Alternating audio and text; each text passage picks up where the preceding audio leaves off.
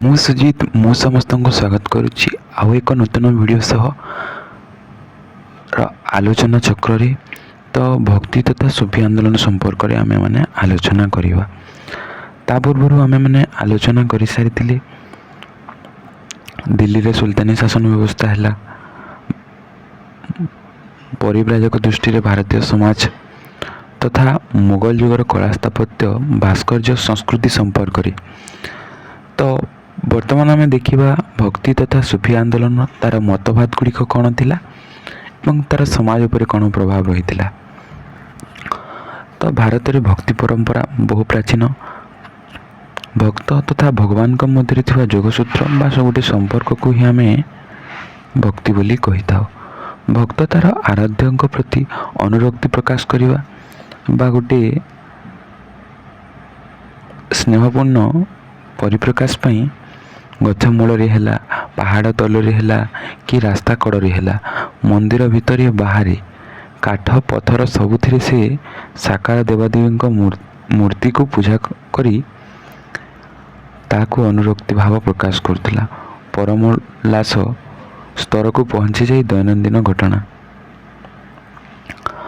ପ୍ରାର୍ଥନା, ସ୍ତୁତିଗାନ, ଶାକ୍ତ ହେଲା, ଶୈବ ହେଲା, ବୈଷ୍ଣବ ଉପାସନା ପ୍ରଣାଳୀର ଗୋଟେ ଏକ ଅଙ୍ଗ। ଶାକ୍ତ ଅର୍ଥାତ୍ ଦେବୀ ପୂଜା, ଶୈବ ଅର୍ଥାତ୍ ଶିବ ଏବଂ ବୈଷ୍ଣବ ହେଲା ବିଷ୍ଣୁଙ୍କର ଉପାସନା। ସମସ୍ତଙ୍କର ଉପାସନା ପ୍ରଣାଳୀର ଗୋଟେ ଅଙ୍ଗ ଥିଲା ଭକ୍ତି।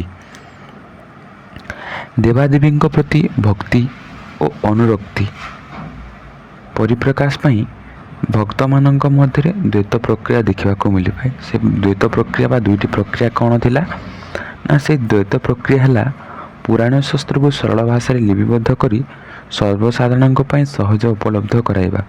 ଅର୍ଥାତ୍ ପୁରାଣ ଶାସ୍ତ୍ରକୁ ନିଜ ଭାଷାରେ ଲିପିବଦ୍ଧ କରି ବା ନିଜର ମୁଖ ପ୍ରଚଳିତ ଭାଷାରେ ବା ସରଳ ଭାଷାରେ ତାକୁ ଲେଖି ଲୋକମାନଙ୍କ ଆଗରେ ପହଞ୍ଚାଇବା ବା ଉପଲବ୍ଧ କରିବା। ଏବଂ ଦ୍ୱିତୀୟ ପ୍ରକ୍ରିୟାଟି କ'ଣ ହେଲା ନା, ସର୍ବସାଧାରଣଙ୍କ ପୂଜା ପଦ୍ଧତିକୁ ଶାସ୍ତ୍ର ଓ ପୁରାଣରେ ସ୍ଥାନ ଦେଇ ସାମିଲ କରିବା। ଅର୍ଥାତ୍ ଯେଉଁ ପୂଜା ପଦ୍ଧତି ପ୍ରକ୍ରିୟା ଥିଲା ତାକୁ ଶାସ୍ତ୍ର ଏବଂ ପୁରାଣରେ ସ୍ଥାନ ଦେବା ଥିଲା ଦ୍ୱିତୀୟ ପ୍ରକ୍ରିୟା, ଯାହାକି ଭକ୍ତି ଏବଂ ଅନୁରାଗ ପ୍ରକୃଷ୍ଟର ଦୁଇଟି ପ୍ରକ୍ରିୟା ଆମେ କହିପାରିବା। ଭକ୍ତି ପରମ୍ପରାର କ୍ରମ ବିକାଶର ପ୍ରଥମ ପର୍ଯ୍ୟାୟରେ ସମୟରେ କେତେକ ସନ୍ଥ କବିଙ୍କ ନେତୃତ୍ୱ ଭକ୍ତ ଗୋଷ୍ଠୀ ସୃଷ୍ଟି ହେଲେ। ତ ପ୍ରଥମ ପର୍ଯ୍ୟାୟରେ କ'ଣ ହେଇଛି, ସନ୍ଥ କବିମାନ ନେତୃତ୍ୱମାନଙ୍କ ଭକ୍ତ ଗୋଷ୍ଠୀଙ୍କ ସୃଷ୍ଟି ହୋଇଛନ୍ତି। ଯଦିଓ ସମାଜରେ ବ୍ରାହ୍ମଣ ପୁରୋହିତମାନେ ଭକ୍ତ ଭଗବାନଙ୍କ ମଧ୍ୟରେ ଯୋଗସୂତ୍ର ମୁଖ୍ୟ ନାୟକ ଥିଲେ। କିଏ? ବ୍ରାହ୍ମଣମାନେ ମିଡ଼ିଏଟର ଥିଲେ, ଯିଏକି ଭଗବାନଙ୍କ ସହିତ ଯୋଗସୂତ୍ରର ମୁଖ୍ୟ ନାୟକ ଥିଲେ। ଭକ୍ତ ଭଗବାନଙ୍କ ମଧ୍ୟରେ ଯୋଗସୂତ୍ରକୁ କନେକ୍ସନ୍ କରୁଥିଲେ ହେଲା। ବର୍ତ୍ତମାନ ମଧ୍ୟ ତୁମେମାନେ ଦେଖିଥିବ ଯେ ମନ୍ଦିରରେ ବ୍ରାହ୍ମଣମାନେ ପୂଜା କରିଥାନ୍ତି, ସେମାନଙ୍କୁ ଯୋଗସୂତ୍ରର ମୁଖ୍ୟ ନାୟକ ଆମେ କହିପାରିବା। ଧୀରେ ଧୀରେ ସନ୍ଥ କବିମାନେ ସମୟରେ ସହଜରେ ଗ୍ରହଣୀୟ ହେଲେ, କାରଣ ସେମାନେ ଭକ୍ତ ଏବଂ ଭଗବାନଙ୍କ ଯୋଗସୂତ୍ର ଓ ମୁକ୍ତି ପାଇଁ ବ୍ରାହ୍ମଣବାଦରେ ଅଯୋଗ୍ୟ ଥିବା ମହଲା ଓ ଶୂଦ୍ରକୁ ଯୋଗ୍ୟ ବୋଲି ବିଚାର କଲେ। ଯେତେବେଳେ ଅଯୋଗ୍ୟ ହେଉଥିବା ଅମଲା ଏବଂ ଶୂଦ୍ରମାନଙ୍କୁ ଭଗବାନ ଭକ୍ତି ମଧ୍ୟରେ ଯୋଗସୂତ୍ରର କରିପାରିବେ ବୋଲି ସେମାନେ କହିଲେ, ସେତେବେଳେ କ'ଣ ହେଲା ନା, ସମୟରେ ତାଙ୍କୁ ସହଜରେ ଗ୍ରହଣ କରାଗଲା। ନୂତନ ଭକ୍ତି ପରମ୍ପରା, ତାଙ୍କର ଭକ୍ତି ପରମ୍ପରା ନୂତନତା ଆଣିଲେ, ସର୍ବସାଧାରଣରେ ବ୍ୟାପକ ଓ ଗ୍ରହଣୀୟ ହୋଇ ଆନ୍ଦୋଳନରେ ପରିଣତ ହେଲା। ଯଦିଓ ଭକ୍ତି ପରମ୍ପରା ବହୁବିଧ ଥିଲା, ତଥାପି ମଧ୍ୟ ଏହାକୁ ମୁଖ୍ୟତଃ ଦୁଇ ଧାରାରେ ବିଭକ୍ତ କରାଯାଇଥାଏ। ଗୋଟିଏ ସଗୁଣ, ଗୋଟିଏ ହେଲା ନିର୍ଗୁଣ। ଅର୍ଥାତ୍ ଗୋଟିରେ ଆକାର ଥିବ ଆଉ ଗୋଟିଏ ଆକାର ନଥିବ। ଅର୍ଥାତ୍ ସଗୁଣ ଭକ୍ତି ହେଲା, ନିର୍ଗୁଣ ଆମେ ଶୂନ୍ୟ କହିପାରିବା। ସଗୁଣ ଭକ୍ତି ଧାରାରେ ଆମେ କ'ଣ ଦେଖିବା ନା, ଶିବ, ବିଷ୍ଣୁ ଏବଂ ତାଙ୍କର ଅବତାର ଓ ଅନେକ ଦେବଦେବୀଙ୍କୁ ମୂର୍ତ୍ତି ରୂପ ଦେଇ ପୂଜା କରିବା। ଏବଂ ନିର୍ଗୁଣ କହିଲେ ଯାହାର ଆକାର ନଥାଏ, ସୃଷ୍ଟିକର୍ତ୍ତାଙ୍କୁ ନିରାକାର, ଅରୂପ, ଶୂନ୍ୟ ରୂପେ ଆରାଧନା କରାଯାଏ। ଅର୍ଥାତ୍ ନିରାକାର ପରମ ବ୍ରହ୍ମ ବୋଲି ଆମେ କହିପାରିବା। ଦକ୍ଷିଣ ଭାରତରେ ଷଷ୍ଠ ଶତାବ୍ଦୀରେ ବିଷ୍ଣୁ ଭକ୍ତ ଆଲଭାର, ଯାହାକି ତୁମମାନଙ୍କର ପୂର୍ବରୁ ପ୍ରଶ୍ନ ଆସିଛି ବିଷ୍ଣୁ ଭକ୍ତ କିଏ ନା ଆଲଭାର, ଓ ଶୈବ ଉପାସକ ଭକ୍ତ ଶୈବ ଉପାସକ ଭକ୍ତ ନାୟନାର। ଆଲଭାର ଏବଂ ନାୟନାରରୁ ତୁମମାନଙ୍କର ପ୍ରଶ୍ନ ଆସିଛି, ତୁମେ ନିଶ୍ଚିତ ଭାବରେ ମନେ ରଖିଦେବ। ତଥା ନାୟନାରମାନଙ୍କ ଭକ୍ତି ପରମ୍ପରା ଆନ୍ଦୋଳନ ଅଗ୍ରଗଣ୍ୟ, ସର୍ବଶ୍ରେଷ୍ଠ ଆମେ କହିପାରିବା। ସେମାନେ ତାମିଲ ଭାଷାରେ ସ୍ତୋତ୍ର ମାଧ୍ୟମରେ ଭଗବାନଙ୍କ ଗୁଣଗାନ କରି ଅର୍ଥାତ୍ ମନ୍ତ୍ର ପାଠ କରି ଗୁଣଗାନ କରି ଅନେକ ସ୍ଥାନ ଭ୍ରମଣ କଲେ। ଆଲଭାର ଓ ନାୟନାର ମାନେ ନିଜ ନିଜର ଶ୍ରେଷ୍ଠ ଦେବତାଙ୍କ ନିବାସ ସ୍ଥାନ ରୂପେ କେତେକ ଦେବାଳୟକୁ ବାଛିଲେ। ଦେବରଙ୍କର ଦେବାଳୟ ସେମାନେ ବାଛିଲେ ଦେବାଳୟ ଗୁଡ଼ିକ, ଫଳରେ ସେଠାରେ ବଡ଼ ବଡ଼ ମନ୍ଦିର, ବାସସ୍ଥାନ ଆଦି ଗଢ଼ି ଉଠିଲା। ସେ ସ୍ଥାନମାନ ତୀର୍ଥସ୍ଥାନର ରୂପ ନେଲା, ଯାହାକି ପରବର୍ତ୍ତୀ ସମୟରେ କ'ଣ ହେଇଛି ତୀର୍ଥସ୍ଥାନର ରୂପ ନେଇଯାଇଛି। ସନ୍ଥ କବିଙ୍କ ଲେଖା ସ୍ତୋତ୍ର ପ୍ରାର୍ଥନା ଦେବାଳୟର ଧାର୍ମିକ କର୍ମାନୁଷ୍ଠାନର ଏକ ଅଙ୍ଗ ହୋଇଯାଇଥିଲା। ଏହି ସ୍ତୋତ୍ର ପ୍ରାର୍ଥନା ଦେବାଳୟ ଧାର୍ମିକ କର୍ମ ଅନୁଷ୍ଠାନ ଗୁଡ଼ିକ ଏବଂ କେତେକ ସ୍ଥାନରେ ସନ୍ଥ କବିମାନଙ୍କର ମୂର୍ତ୍ତି ପୂଜା ମଧ୍ୟ ସ୍ଥାନ ପାଇଥିଲା। ଆମେ ପୁଣି କେତେକ ସ୍ଥାନରେ କ'ଣ ଦେଖିବାକୁ ପାଇବା ନା ସନ୍ଥ କବିମାନଙ୍କର ମୂର୍ତ୍ତି ପୂଜାକୁ ଆମେମାନେ ଦେଖିବାକୁ ପାଇବା। ଠିକ୍ ସେହିପରି ଭାବରେ ଆଲଭାର ନାୟନାର ଭକ୍ତି ଆନ୍ଦୋଳନର ବ୍ରାହ୍ମଣ୍ୟମାନଙ୍କର ପୂଜା ପଦ୍ଧତିରେ ଏକଚାଟିଆ ପ୍ରତିପତ୍ତି ଦେଖିବାକୁ ମିଳିଲା, ଯାହାକୁ କି ଅସ୍ୱୀକାର କରି ସଂସ୍କାର ଆଣିବା ପାଇଁ ଚେଷ୍ଟା କଲେ। ସେହି ଆଲଭାର ନାୟନାର ମାନେ ବ୍ରାହ୍ମଣମାନଙ୍କର ପୂଜା ପଦ୍ଧତିର ଏକଚାଟିଆକୁ ଗ୍ରହଣ କଲେ ନାହିଁ ଏବଂ ସେଥିରେ ସେମାନେ ସଂସ୍କାର ଆଣିବା ପାଇଁ ଚେଷ୍ଟା କରିଥିଲେ। ସେମାନେ ବ୍ରାହ୍ମଣମାନଙ୍କର କଥିତ ଘୋଷିତ ମୁକ୍ତି ପାଇଁ ଅଯୋଗ୍ୟ ଜାତିମାନଙ୍କୁ ମୁକ୍ତିଯୋଗ୍ୟ ବୋଲି ଘୋଷଣା କରି ଭକ୍ତି ଆନ୍ଦୋଳନ ସାମିଲ କଲେ। ଅର୍ଥାତ୍ ଆମେ କହିପାରିବା ଯେ ଯେଉଁମାନେ ପୂଜା ପଦ୍ଧତିରେ ଅଯୋଗ୍ୟ ଥିଲେ ସେମାନଙ୍କୁ ସେମାନେ ସାମିଲ କରିବା ପାଇଁ ଚେଷ୍ଟା କରିଥିଲେ ଏହି ଭକ୍ତି ଆନ୍ଦୋଳନର ପୁରୋଧାମାନେ। ଏମାନଙ୍କର ଭକ୍ତମାନଙ୍କ ମଧ୍ୟରେ ଥିବା ବ୍ରାହ୍ମଣ, ଚାଷୀ, କାରିଗର, ଏପରିକି ତଥାକଥିତ ଅସ୍ପୃଶ୍ୟ ଜାତି, ଯାହାକୁ ଆମେ ଅଛୁଅଁ ବୋଲି କହିଥାଉ, ଅସ୍ପୃଶ୍ୟ ଯାହାକୁ ଛୁଅନ୍ତି ନାହିଁ ଜାତିର ବ୍ୟକ୍ତିବିଶେଷ ରହିବା, ତାହାକୁ ଆମେ ନିମ୍ନ ଶ୍ରେଣୀର ବୋଲି କହିଥାଉ। ବ୍ୟକ୍ତିବିଶେଷ ରହିବା ଏହାର ପ୍ରମାଣ ଆଲଭାର ନାୟନାର ସନ୍ଥ କବିମାନଙ୍କର ରଚିତ ପୁସ୍ତକକୁ ତାମିଲ ଭାଷାରେ ବେଦରେ ସ୍ଥାନ ଦିଆଯାଇଥିଲା। ଏ ଭକ୍ତି ପରମ୍ପରାରେ ମହିଳାମାନଙ୍କର ସ୍ଥାନ ମଧ୍ୟ ଉଚ୍ଚରେ ରହିଥିଲା। ଏହି ଭକ୍ତି ପରମ୍ପରାରେ ପୁଣି ଆମେ ଦେଖିବା ଯେ ମହିଳାମାନଙ୍କର ସ୍ଥାନ ସର୍ବୋଚ୍ଚରେ ରହିଥିଲା, ଉଚ୍ଚରେ ରହିଥିଲା। ଅନେକ ମହିଳା ଆନ୍ଦୋଳନରେ ପ୍ରତ୍ୟକ୍ଷ ଭାବରେ ଅଂଶଗ୍ରହଣ କରିଥିଲେ। ଏହି ଆନ୍ଦୋଳନରେ କେତେକ ମହିଳା ଡାଇରେକ୍ଟଲି ପାର୍ଟିସିପେଟ୍ କରିଥିଲେ। ସେମାନଙ୍କ ମଧ୍ୟରେ ଥିଲେ ଆଲଭାର ସ୍ୱାମୀ ଅଣ୍ଡାଲଙ୍କ ରଚନା ବିସ୍ତୃତ ଭାବେ ଗାନ କରାଯାଏ। ସେ ନିଜକୁ ବିଷ୍ଣୁପ୍ରିୟା ବୋଲି ମଧ୍ୟ ବିଷ୍ଣୁଙ୍କ ପ୍ରେମରେ ଭକ୍ତି ଗାନ କରି ରଚନା କରିଛନ୍ତି। ସ୍ୱାଧୀ କାରାଇକାଲ ଆମାୟାର ଅନ୍ୟ ଏକ ଶିବ ଭକ୍ତ, ଜଣେ ହେଲେ ଆଣ୍ଡାଲ ଆଉ ଜଣେ ହେଲେ ସ୍ୱାମୀ କରାଇଲ ଆମାୟର ଅନ୍ୟ ଏକ ଶିବ ଭକ୍ତ। ସେ କଠୋର ବ୍ରତ ପାଳନ କରିଥିଲେ ନିଜର ଲକ୍ଷ୍ୟ ହାସଲ ପାଇଁ। ତାଙ୍କର ରଚନା ନୟନାର ଭକ୍ତି ପରମ୍ପରାରେ ସ୍ଥାନ ପାଇଛି। ସେ ଅନେକ କଠୋର ବ୍ରତ ପାଳନ କଲେ ନିଜର ଲକ୍ଷ୍ୟକୁ ହାସଲ କରିବା ପାଇଁ, ତଥା ତାଙ୍କର ରଚନା ନୟନାର ଭକ୍ତି ପରମ୍ପରା ସ୍ଥାନ ପାଇଥିଲା। ସ୍ୱାଧୀମାନେ ସନ୍ନ୍ୟାସିନୀ ନଥିଲେ ମଧ୍ୟ ସାମାଜିକ ବନ୍ଧନ ତ୍ୟାଗ କରିଥିଲେ।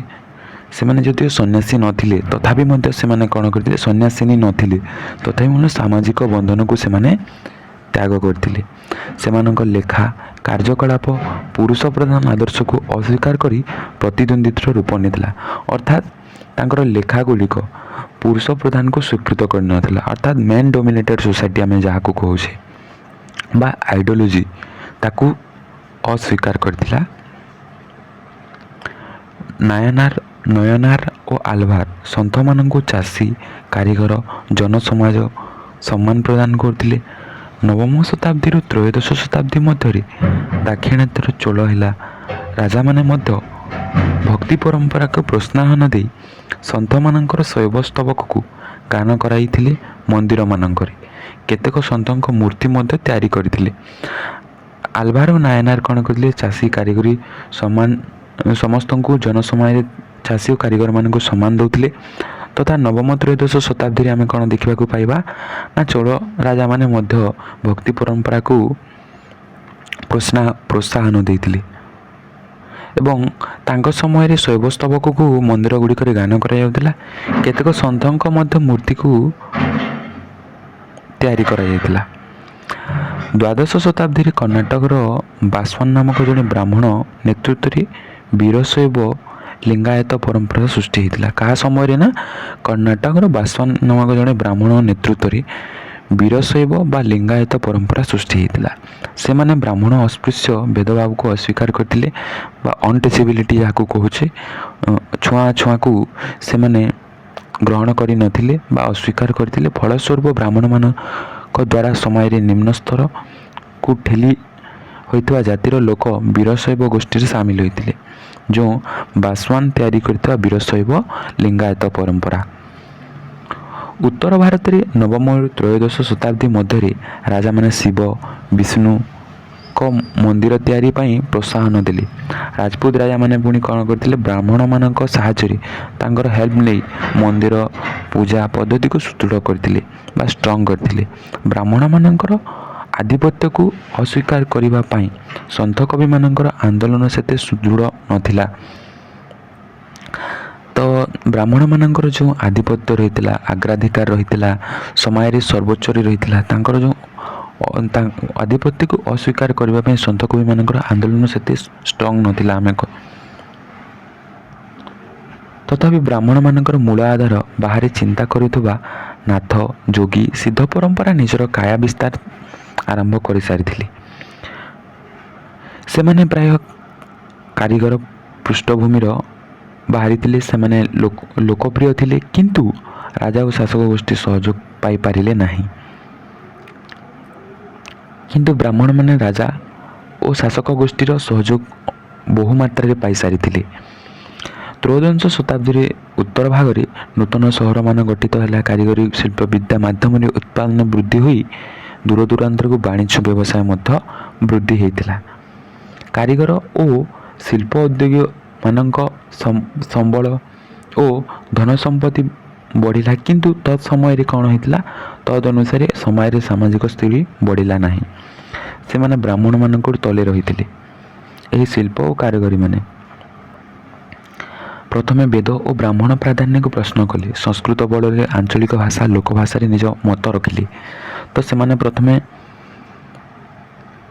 ବ୍ରାହ୍ମଣର ପ୍ରାଧାନ୍ୟକୁ ସେମାନେ ପ୍ରଶ୍ନ କଲେ। ତତ୍ ସହିତ ସେମାନେ ସଂସ୍କୃତ ନ କହି ଆଞ୍ଚଳିକ ଭାଷାରେ ନିଜର ମତ ରଖିଲେ। ତ୍ରୟୋଦଶ ଶତାବ୍ଦୀ ପରେ ଭାରତରେ ସୁଲତାନି ଶାସନ ସ୍ଥାପନ ପରେ ଏକ ନୂତନ ପରିବେଶ ବା ନୂତନ ଏନଭାରମେଣ୍ଟ ସୃଷ୍ଟି ହୋଇଛି। ସୁଲତାନି ଶାସନ ରାଜପୁତ ଓ ରାଜ୍ୟ ତଥା ବ୍ରାହ୍ମଣମାନଙ୍କ ଆଧିପତ୍ୟତାକୁ କୁଠାରଘାତ କଲା। ସଂସ୍କୃତ ଓ ଧାର୍ମିକ ଚିନ୍ତାଧାରାରେ ସ୍ପଷ୍ଟ ପରିବର୍ତ୍ତନ ଦେଖାଦେଇଥିଲା। ଏହି ସାଂସ୍କୃତିକ ଓ ଧାର୍ମିକ ଚିନ୍ତା ଚେତନାରେ ଏହି ସମୟରେ ସୁଫିମାନଙ୍କର ଭାରତ ଆଗମନ ମହତ୍ତ୍ୱପୂର୍ଣ୍ଣ ଭୂମିକା ଗ୍ରହଣ କଲା। ସାଂସ୍କୃତିକ ଓ ଧାର୍ମିକ ଚିନ୍ତାଧାରାରେ ଉନ୍ନତ ସାଧନ ହୋଇଥିଲା। ତାପରେ ଆମେ ଦେଖିବା କବିର ତଥା ଗୁରୁ ନାନକ ସମ୍ପର୍କରେ। ନୂତନ ଭକ୍ତି ଓ ଅନୁରକ୍ତିର ପଥ ସୃଷ୍ଟି ହୋଇଥିଲା କବିର ଏବଂ ଗୁରୁ ନାନକଙ୍କ ସମୟରେ। ନୂତନ ସାମାଜିକ ଚିନ୍ତାଧାରା, ରାଜନୈତିକ ପରିସ୍ଥିତି, ଚିନ୍ତାଧାରା ଓ ଅନୁଷ୍ଠାନ କାରଣରୁ କେତେକ ଭାରତୀୟ ସନ୍ଥ କବି ଖୋଲାଖୋଲି ଭାବରେ ଅନ୍ୟ କେତେକଙ୍କ ସହ ଉଇହରେ ସମ୍ପର୍କ ହେତୁ ସ୍ଥାପନ ଆରମ୍ଭ କରିଥିଲେ। ସେମାନେ ହେଲେ କବିର ତଥା ଗୁରୁ ନାନକ। କବିରଙ୍କ ସମ୍ପର୍କରେ ଯଦି ଆମେ ଦେଖିବା, ତାହେଲେ ସେ 1540ରେ ଜନ୍ମଗ୍ରହଣ କରିଥିଲେ ଏବଂ 1518 ଖ୍ରୀଷ୍ଟାବ୍ଦରେ ମୃତ୍ୟୁବରଣ କରିଥିଲେ। ତ ଦୋହା ଥିଲା ତାଙ୍କର ମହତ୍ତ୍ୱ। ଦୋହା ପାଇଁ ସେ ପ୍ରସିଦ୍ଧି ଲାଭ କରିଥିଲେ ଏବଂ ତାଙ୍କ ଜୀବନ କାଳରେ ତଥା ପରବର୍ତ୍ତୀ କାଳରେ ପ୍ରେରଣା ଯୋଗାଇ ଆସୁଥିବା ପ୍ରତିଷ୍ଠିତ ଧାର୍ମିକ ସାମାଜିକ ଅନୁଷ୍ଠାନ ଚିନ୍ତାଧାରା ଓ ପ୍ରଥାକୁ ସନ୍ଦେହ କରି ପ୍ରଶ୍ନ ଉତ୍ତର ମାଧ୍ୟମରେ ସେ ସମସ୍ୟା ସମାଧାନର ପଥ ଉନ୍ମୁକ୍ତ କରିଥିଲେ। ଅର୍ଥାତ୍ ସମାଜରେ ପ୍ରଚଳିତ ଧାର୍ମିକ ସାମାଜିକ ଅନୁଷ୍ଠାନର ଚିନ୍ତାଧାରା ଏବଂ ଅନେକ ଗୁଡ଼ିଏ ପ୍ରଥାକୁ ସେ ପ୍ରଶ୍ନ ଉତ୍ତର ମାଧ୍ୟମରେ ସମାଧାନ କରି ଅନ୍ତର୍ଦୃଷ୍ଟି ସାହାଯ୍ୟରେ ସେ ଐଶ୍ୱର୍ଯ୍ୟ ସତ୍ତାର ସନ୍ଧାନରେ ପହଞ୍ଚିଥିବାର ପଥ ଉନ୍ମୁକ୍ତ କରି କବୀରଙ୍କ ରଚନା। ତ କବୀରଙ୍କ ରଚନା ପ୍ରଶ୍ନ ଉତ୍ତର ଛଳରେ ସମସ୍ୟା ସମାଧାନ ରଚନା ପ୍ରଥା ପରମ୍ପରା ଅନୁଷ୍ଠାନ ସାମାଜିକ ଅନୁଷ୍ଠାନକୁ ଉନ୍ମୁକ୍ତ କରି ଐଶ୍ୱର୍ଯ୍ୟ ସତ୍ତାର ସନ୍ଧାନ କରିବାରେ ସାହାଯ୍ୟ କରିଥାଏ। ସନ୍ଥ କବିଙ୍କ ଚିନ୍ତାଧାରା ତାଙ୍କର ମାଇଣ୍ଡସେଟ୍ ତତ୍କାଳୀନ ଉତ୍ତର ଭାରତର ଅବଧ ଅଞ୍ଚଳର ଯୋଗୀମାନଙ୍କ ଓ ସୁଫି ସନ୍ଥମାନଙ୍କର ପ୍ରଥା ପରମ୍ପରା ସହିତ ସମ୍ପର୍କ ଓ ଗୋଟେ ରିଲେସନ୍ ଥିଲା ତଥା କ୍ୱେଶ୍ଚନ୍ ଆନ୍ସର୍ ଭିତ୍ତିରେ ନିର୍ଦ୍ଦିଷ୍ଟ ରୂପ ନେଇ ତାଙ୍କ ଅନୁଗାମୀମାନଙ୍କ ମଧ୍ୟରେ 3ଟି ବିବିଧ ପରମ୍ପରା ସୃଷ୍ଟି ହୋଇଯାଇଛି, ଯଥା ବାରାଣସୀ, ୟୁପି, ଉତ୍ତରପ୍ରଦେଶ। କବୀରଙ୍କ ରଚନା ହେଲା ବିଜୋଗ। ବିଜୋଗ ଗ୍ରନ୍ଥ କିଏ ରଚନା କରିଥିଲେ? ନା କବୀର ରଚନା କରିଥିଲେ। କବୀରପନ୍ଥୀ ରାଜସ୍ଥାନ ଅଞ୍ଚଳରେ କବୀର ଗ୍ରନ୍ଥାବଳୀକୁ କେନ୍ଦ୍ର କରି, ଦାଦୁପନ୍ଥୀ ଓ ପଞ୍ଜାବ ଅଞ୍ଚଳରେ ଗୁରୁ ଗ୍ରନ୍ଥ ସାହେବରେ ସ୍ଥାନ ପାଇଥିବା କବୀରଙ୍କ ରଚନା। ତା ବ୍ୟତୀତ ଗୁରୁ ନାନକ ରଚନା ଗୁରୁ ଗ୍ରନ୍ଥ ସାହେବ। ତା ବ୍ୟତୀତ କବୀରଙ୍କ ରଚନା ଭାରତର ଅନେକ ଭାଷା ଉପଭାଷା ଅନୁବାଦିତ ହୋଇ ଅର୍ଥାତ୍ ଟ୍ରାନ୍ସଲେଟ୍ ହୋଇ ଆଜି ପର୍ଯ୍ୟନ୍ତ ବଞ୍ଚି ରହିଛି। ତାଙ୍କର ଅନେକ ରଚନା ଗୂଢ଼ ଅର୍ଥ ବହନ କରିଥାଏ, ଅର୍ଥାତ୍ ଗୁହ୍ୟ ଅର୍ଥ ଦେଖିବାକୁ ମିଳିଥାଏ ତାଙ୍କ ରଚନାରେ। ନିର୍ଗୁଣ କବିଙ୍କ ରଚନାରେ ଗୂଢ଼ ଅର୍ଥ ଥାଏ, ତାଙ୍କୁ ସନ୍ଥ ଭାଷା ମଧ୍ୟ କୁହାଯାଇଥାଏ ଯେହେତୁ ଗୂଢ଼ ଅର୍ଥ ରହିଥାଏ। ସନ୍ଥ ସାହିତ୍ୟରେ ଅନେକ ରଚନାରେ ଓଲଟ ରଚନା ଶୈଳୀ ପ୍ରୟୋଗ ହୋଇଥାଏ। ଆମେ ସନ୍ଥ ରଚନାରେ କ'ଣ ଦେଖିବାକୁ ପାଇବା? ନା ରଚନା ଶୈଳୀ ଓଲଟ ଥାଏ, ଯେଉଁଥିରେ ସର୍ବଜନ ବିଦିତ ଅର୍ଥ ରୂପକୁ ଓଲଟା ଉପସ୍ଥାପନ କରାଯାଇଥାଏ। ତ ସମସ୍ତ ଉପସ୍ଥାପନର ମୂଳ ଲକ୍ଷ୍ୟ ଓ ଲୋକଙ୍କ ପାଖରେ ବାର୍ତ୍ତା ପହଞ୍ଚାଇବ ଯେ ଶେଷ ବା ଚରମ ବାସ୍ତବତା ଶରୀର ଓ ଆତ୍ମା ବାହାରେ ଆଉ କିଛି ନାହିଁ। ଅର୍ଥାତ୍ ଶରୀରର ଆତ୍ମା ବାହାରେ ଆଉ କିଛି ନାହିଁ। ଚରମ ବାସ୍ତବତା ଆଉ ଶରୀର ଆତ୍ମା ବାହାରେ ଆଉ କିଛି ନାହିଁ କିମ୍ବା ଥିବାର ସମ୍ଭାବନା ମଧ୍ୟ ନାହିଁ। ଏହା ସନ୍ଥ କବିଙ୍କର ଗୂଢ଼ ତତ୍ତ୍ୱ ଆତ୍ମକ ଅନୁଭୂତିର ନିଷ୍କର୍ଷ ଆମେ କହିପାରିବା। ସନ୍ଥ କବୀରଙ୍କ ରଚନାରେ ଅନେକ ପରମ୍ପରାର ମିଳନ ଦେଖିବାକୁ ମିଳିଥାଏ। ସେ ଭଗବାନଙ୍କୁ ବର୍ଣ୍ଣନା କରିବାକୁ ଯାଇ ଇସଲାମ ଧର୍ମର ପରମ୍ପରାରୁ ଆଲ୍ଲାହ, ଖୁଦା, ହଜରତ, ପୀରଙ୍କର ବ୍ୟବହାର କରିଥିବା ବେଳେ ବେଦାନ୍ତରୁ ସେ ନିରାକାର, ଅଲେଖ ପରବ୍ରହ୍ମ ଆତ୍ମା ତଥା ଯୋଗୀମାନଙ୍କ ପରମ୍ପରାରେ ଶୂନ୍ୟ ତତ୍ତ୍ୱକୁ ଆଣି ଈଶ୍ୱରଙ୍କୁ ବର୍ଣ୍ଣନା କରିଛନ୍ତି।